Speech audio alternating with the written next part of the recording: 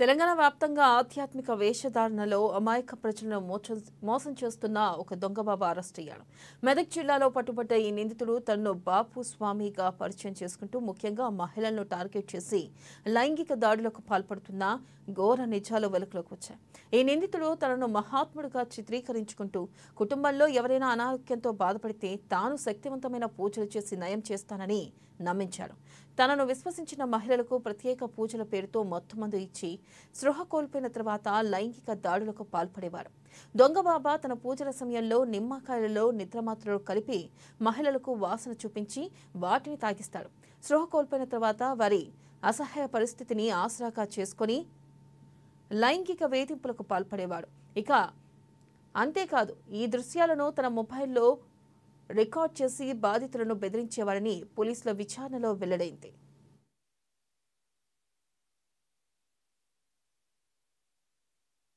మాకు మా ఇన్ఫర్మేషన్ ద్వారా ఒక వ్యక్తి ఎవరైనా ఇంట్లో బాగోలేకపోయినా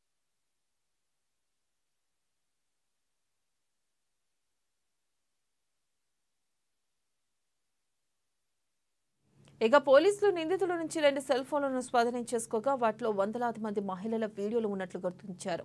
ఇక ఈ సంఘటన తాలూకు విచారణలో అనేక మంది బాధితులు ఉన్నట్లుగా అనుమానిస్తున్నారు.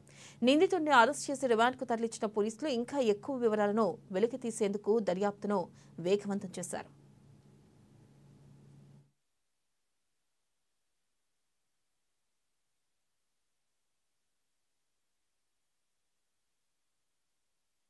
మాకు మా ఇన్ఫర్మేషన్ ద్వారా ఒక వ్యక్తి ఎవరైనా ఇంట్లో బాగోలేకపోయినా తర్వాత ఎవరికైనా మంత్రాలు చేస్తే మంచిగా ఈ విధంగా పూజలు చేసి తగ్గిస్తానని తిరుక్కుంటూ కొంతమంది మహిళలని పూజల పేరుతోటి లొంగ తీసుకొని వాళ్ళని హెరాస్మెంట్ చేస్తున్నట్టుగా ఒక సమాచారం వచ్చింది.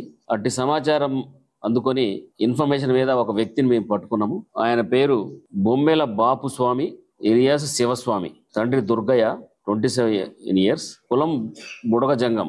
ఈయనది అనుపురం గ్రామం, వేములవాడ మండలం, రాజన్న సిరిసిల్ల జిల్లా.